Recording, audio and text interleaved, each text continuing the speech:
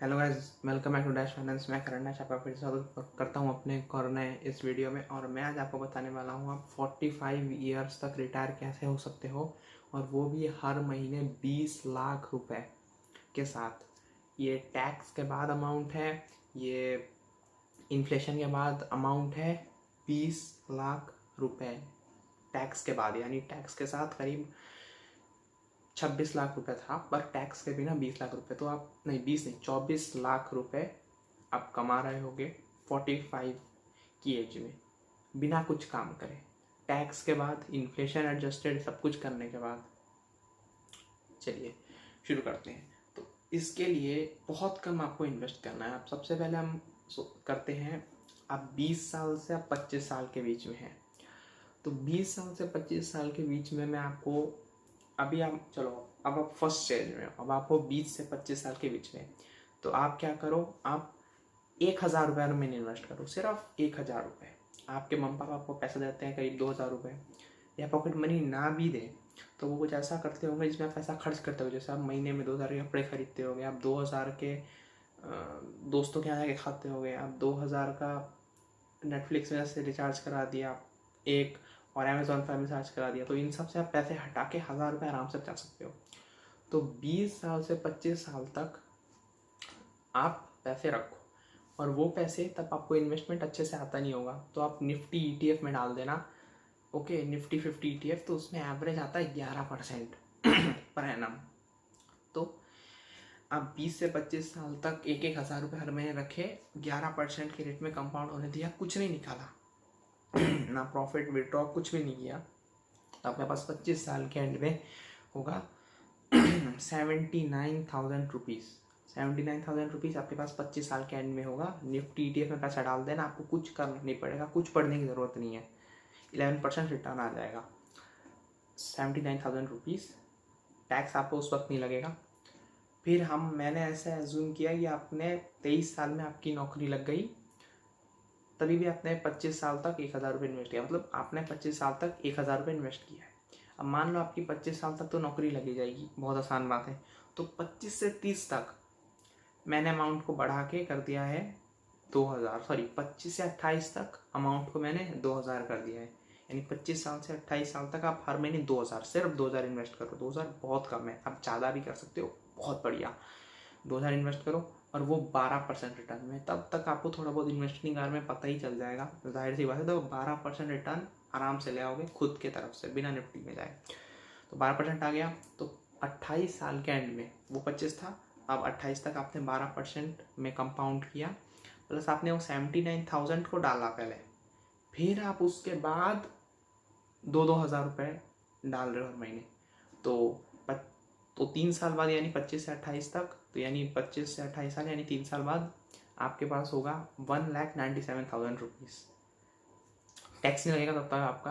हाँ, पहला का 79,000 डालना, फिर 2,000 रुपये हर महीने डालते रहना 3 साल तक। तो 28 साल में आपके पास, 3 साल मतलब 25 से 28, तो 28 साल में आपके पास आ जाएगा 1,97,000 रुपीज़। ठीक है। तो अब इस 1,97,000 रुपीज़ को आप फिर से इन्वेस्ट करो 2 साल के लिए, यानी 25 से 30 साल तक कर दो 15% पर एनम में। 15% बहुत आसान है, आप उससे ज़्यादा ला सकते हो। और आपको हर महीने इन्वेस्ट करना है सिर्फ और सिर्फ 10,000 रुपये। तब तक आपकी 28 से 30 तक एक आदमी की एवरेज सैलरी होती है 60-70 हज़ार, 1 लाख तक पहुंच जाती है, बहुत आसान से 1 लाख तक पहुंच जाती है।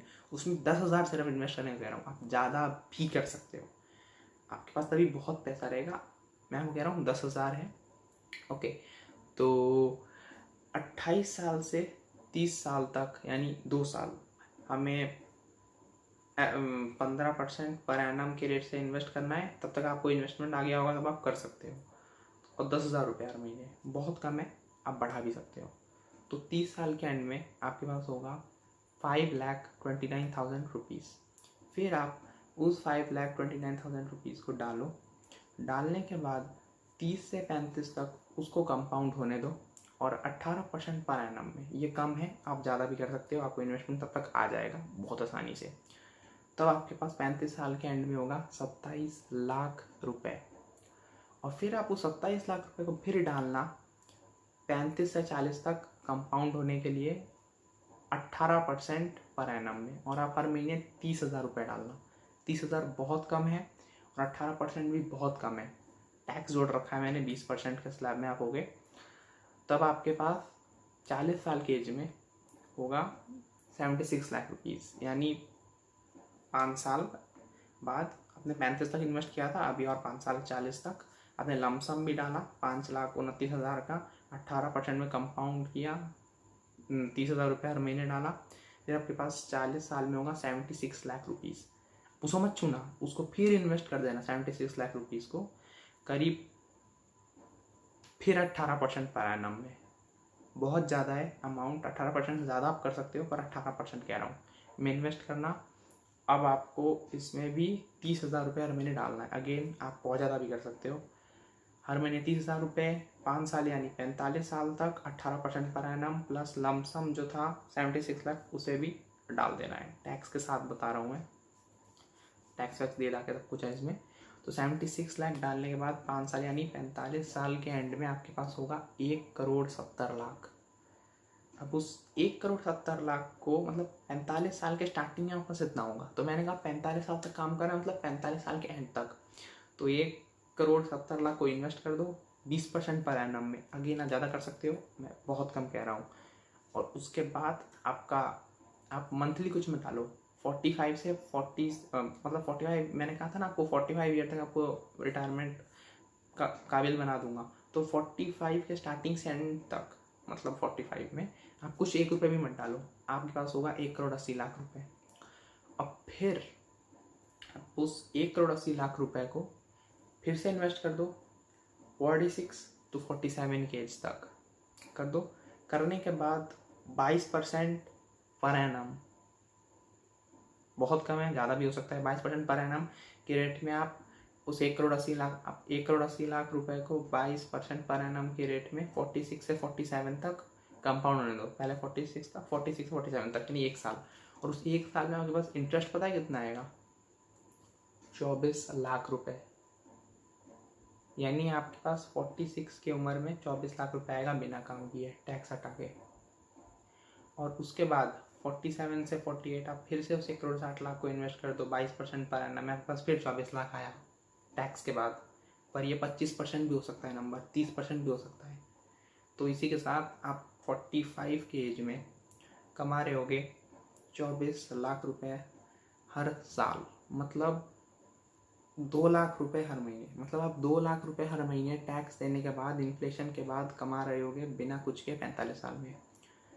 तो गाइस 45 साल की उम्र में फाइनेंशियल फ्री होने का, वो भी 2 लाख रुपए हर महीने का, ये आपको कैसा लगा? अच्छा ही लगा होगा, मुझे बताओ। और इसी के साथ मिलते हैं आपसे अगले एपिसोड में, तब तक ग्रो करते रहिए, आगे बढ़ते रहिए, और बताइएगा कमेंट में आपको कैसा लगा ये 2 लाख पर मंथ वाला फॉर्मूला 45 साल की उम्र में। लोग 60-70 में रिटायर होते हैं, 45 में हो जाना। तो चलिए गाइस, मिलते हैं आपसे अगले वीडियो में।